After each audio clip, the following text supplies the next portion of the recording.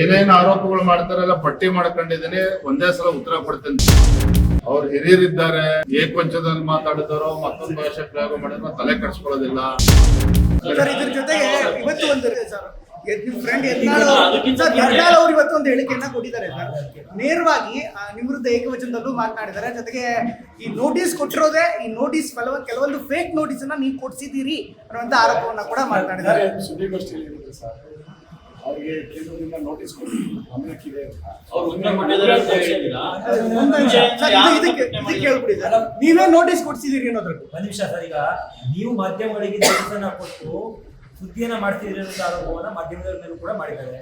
ನೀವು ನೋಟಿಸ್ ಕೊಡೋದಕ್ಕೆ ಹೈಕಮಾಂಡ್ ಅಂತ ಕೇಳಿದ್ದಾರೆ. ಅವ್ರು ಏನೇನು ಆರೋಪಗಳು ಮಾಡ್ತಾರಲ್ಲ ಪಟ್ಟಿ ಮಾಡ್ಕೊಂಡಿದ್ದೀನಿ, ಒಂದೇ ಸಲ ಉತ್ತರ ಕೊಡ್ತೇನೆ. ದಿನನಿತ್ಯ ಇದನ್ನೇ ಮಾಡೋದಕ್ಕಾಗೋದಿಲ್ಲ. ನಾನು ರಾಜ್ಯದ ಅಧ್ಯಕ್ಷನಾಗಿ ಪಕ್ಷ ಸಂಘಟನೆಯಲ್ಲಿ ನಾನು ನಿರತನಾಗಿದ್ದೇನೆ.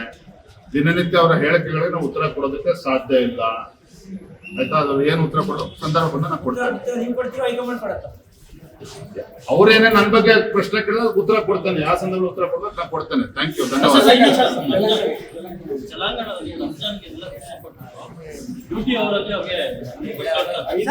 ಸಮಯ ನೀಡಿದ್ರೆ 4 ಗಂಟೆಗೆ ಮುಗಿಸಿ ಮುಂಚಿತವಾಗಿ ಆಯ್ತು, ತಗೊಳ್ತೇನೆ. ಮಾತಾಡ್ತೀನಿ. Thank you. ಏಕವಚನದಲ್ಲಿ ಮಾತಾಡೋದಕ್ಕೆ ಏನ್ ಹೇಳ್ತೀರಿ? ಏನಪ್ಪಾ ಬಳಸಿರೋ ಭಾಷೆ ಏಕವಚನದಲ್ಲಿ ಮಾತಾಡೋದಕ್ಕೆ ಅಲ್ಲದೆ ಅವ್ರು ಹಿರಿಯರಿದ್ದಾರೆ, ನೇರವಾಗಿ ವ್ಯಕ್ತಿಗತವಾಗಿ ಮಾತನಾಡಿದ್ದಾರೆ. ಅದಕ್ಕೆ ಅವ್ರು ಹಿರಿಯರಿದ್ದಾರೆ, ಏಕವಂಚದಲ್ಲಿ ಮಾತಾಡಿದಾರೋ ಮತ್ತೊಂದು ಭಾಷೆ ಪ್ರಯೋಗ ಮಾಡಿದ್ರು ತಲೆ ಕೆಡಿಸ್ಕೊಳ್ಳೋದಿಲ್ಲ. ನಾನ್ ರಾಜ್ಯದ ಅಧ್ಯಕ್ಷರಾಗಿ ಮಾಡ್ತಕ್ಕಂಥ ಕೆಲಸ ಬಹಳಷ್ಟಿದೆ. ಈ ವಿಚಾರಗಳು ತಲೆ ಕೆಡಿಸ್ಕೊಳ್ಳೋದಿಲ್ಲ. If you like this video, ಬೇಗ ಲೈಕ್ ಮಾಡಿ, ಕಾಮೆಂಟ್ ಮಾಡಿ, ಶೇರ್ ಮಾಡಿ ಹಾಗೂ ಯೋಯೋ ಟಿವಿ ಕನ್ನಡವನ್ನು ಸಬ್ಸ್ಕ್ರೈಬ್ ಮಾಡಿ.